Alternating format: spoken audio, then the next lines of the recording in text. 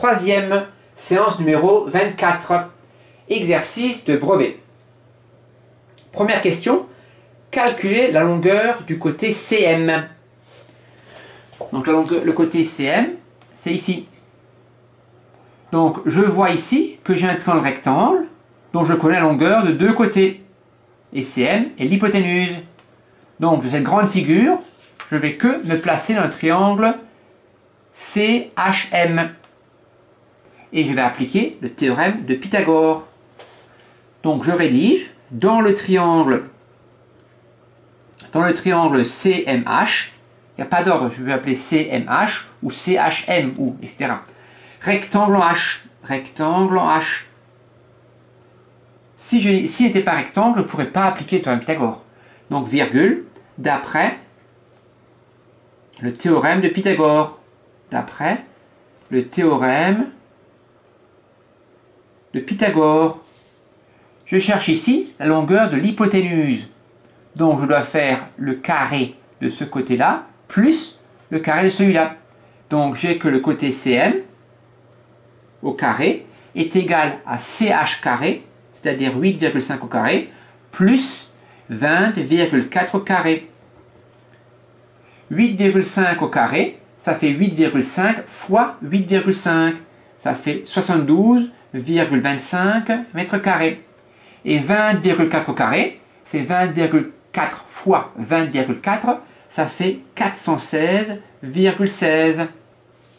Et lorsque j'additionne les deux, ça fait 488,41. Et c'est des mètres, donc mètres carrés. Et moi, je ne veux pas CM au carré, je veux CM tout court. Donc CM est égal à la racine carrée de 488,41. Et je trouve tout pile 22,1 mètres. Donc la longueur du côté CM, est égale à 22,1 mètres. Deuxième question, il faut trouver la hauteur du pilier. Le pilier, il est là. C'est ça la hauteur du pilier. On peut peut-être penser aussi à appliquer le théorème de Pythagore dans ce triangle-là. Mais le problème, c'est qu'on n'a qu'une seule longueur. Mais là, on voit qu'on a deux droites parallèles. On peut penser à la configuration pour appliquer le théorème de Thalès.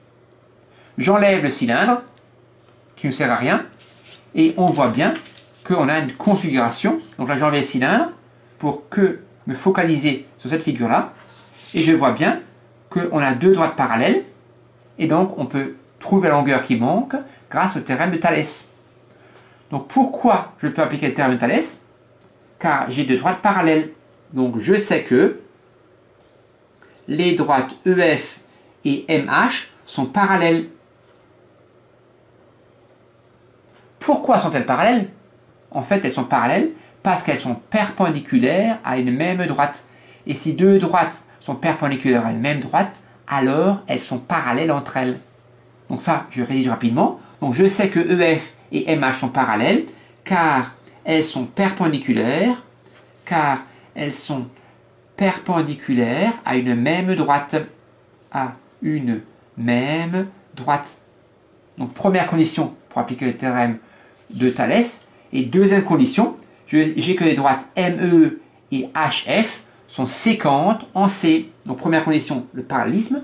Deuxième condition, la droite EM et la droite HF, sont séquentes en C. Les deux droites sont séquentes en C. Donc j'ai deux conditions pour appliquer le théorème de Thalès. D'après le théorème de Thalès. Donc j'ai un petit triangle ici et le grand ici. Donc j'écris le côté du petit, c'est-à-dire 2,5, divisé par la longueur correspondante du grand, c'est-à-dire 8,5. C'est égal au côté du petit CE, divisé par le côté correspondant du grand, c'est-à-dire CM, qui est égal au petit EF, divisé par le côté correspondant qui est le côté parallèle, 20,4. Pour trouver la longueur EF, j'enlève le quotient du milieu et j'applique le produit en croix. Ça veut dire que 8,5 fois EF, 8,5 fois EF est égal à 2,5 fois 2,5 fois 20,4. 2,5 fois 20,4, ça fait 51. Et donc 8,5 EF est égal à 51. Donc c'est une équation. Pour trouver EF, je divise par 8,5 les deux manches de l'équation. Et donc ça fait 51 divisé par 8,5. Ça, je n'ai pas fait la tête. 51 divisé par 8,5. Et je trouve tout pile 606. C'est les mètres. Comme tout est en mètres, c'est 6 mètres. Donc la longueur EF est égale à 6 mètres. Phrase de conclusion. La hauteur du pilier est de 6 mètres. La hauteur du pilier est de 6 mètres. Question suivante. Question numéro 3. Je pense que j'ai la place pour l'écrire ici. Il faut calculer l'angle. Donc je me replace dans la grande figure. Il faut calculer l'angle HCM. Où est-ce qu'il est? HCM. Donc cet angle-là. HCM. Donc là, j'enlève de nouveau le cylindre qui ne me sert à rien pour l'instant. Et je vais voir dans cette figure-là, HCM. Et même le côté, la longueur, le segment ici, EH, ne me sert à rien. Donc je peux même me placer directement HCM dans ce triangle-là, le triangle qu'on avait pris au début, pour appliquer le théorème Pythagore. On sait en plus que la longueur CM est égale à 22,1 mètres. On avait calculé la première question. Et donc il faut trouver cet angle-là. Quand le triangle est rectangle, je peux appliquer la trigonométrie. Donc dans le triangle CHM, qui est rectangle en H, je connais toutes les longueurs. Donc je peux faire ce que je veux. Mais je répète la méthode SOHCAHTOA. Je cherche l'angle qui est ici. Je connais ce côté, qui est le côté adjacent. Donc je mets une croix dans le A. Je connais aussi celui-là, qui est l'opposé. Donc je mets une croix dans le O. Je connais aussi ce côté-là, qui est le côté opposé à l'angle droit, qui s'appelle l'hypoténuse. Donc je mets une croix aussi dans le H. Je mets une croix en bleu, parce qu'il ne vaudrait mieux pas l'utiliser, parce que si on a fait une faute ici, on fera une double faute. Bon, c'est pas grave. Et moi je cherche l'angle, donc je cherche ou bien son sinus, ou bien son cosinus, ou bien sa tangente. Donc là on voit bien que je peux faire ce que je veux. Je vais quand même essayer de ne pas utiliser l'hypoténuse qu'on a calculé là. Et donc je vais par exemple utiliser tangente. Donc j'écris que tangente de l'angle que je cherche qui s'appelle HCM égale opposé sur adjacent. Opposé c'est 20,4 et l'adjacent c'est celui-là 8,5. 20,4 divisé par 8,5, ah, ça fait tout pile 2,4. Et donc l'angle que je cherche, l'angle HCM, je tape 2,4 secondes tangente ou arc tangente de 2,4 et je trouve environ, où est-ce qu'il faut arrondir? Il faut arrondir au degré près. 67,3, donc je commence par tronquer, et comme c'est un 3, je laisse 67, donc environ 67 degrés, arrondi au degré près. Arrondi au degré près. Dernière question. Il faut calculer le volume du cylindre. Petit 4. Calculons le volume du cylindre. Ah, je remets la situation initiale. Le volume du cylindre qui est là. Donc le volume du cylindre, la formule, c'est l'aire de la base fois la hauteur.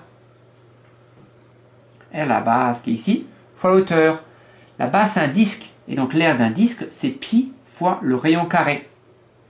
Donc le volume du cylindre c'est pi fois rayon carré fois la hauteur. Pi c'est pi. 4,2 c'est le diamètre. Donc le rayon c'est la moitié du diamètre 4,2, c'est-à-dire 2,1. Donc pi fois 2,1 au carré fois la hauteur qui est de 20,4. Et donc le volume du cylindre, comme d'habitude, je m'occupe de pi à la fin. Je calcule 2,1 au carré, c'est-à-dire 2,1 fois 2,1, 4,41, multiplié par 20,4, et ça fait 89,964.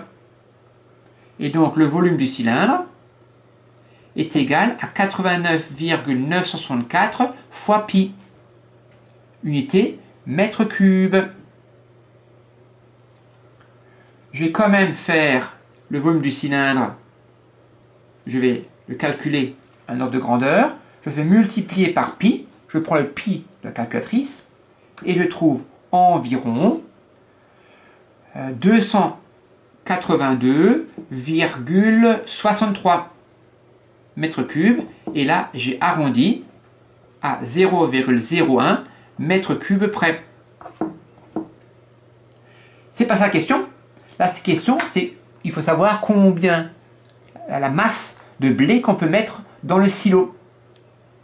Sachant que pour 1 mètre cube, je mets 800 kg. Donc là, je vais faire un tableau de proportionnalité. Donc là, je vais écrire le volume, 1 mètre cube, et je peux mettre 800 kg. Et donc là, j'écris la masse de blé que je peux mettre, unité kilogramme. Si pour 1 mètre cube, je peux mettre 800 kg, moi, je n'ai pas 1 mètre cube. J'ai environ 282,63 mètres cubes. Ou bien, si je veux la valeur exacte, 89,964 pi mètre cube. Là, je pense que vous avez fait le produit en croix. Mais ce n'est pas nécessaire. Pour passer la première à la deuxième ligne, je multiplie par 800. Et donc, je fais 89,964 pi multiplié par 800.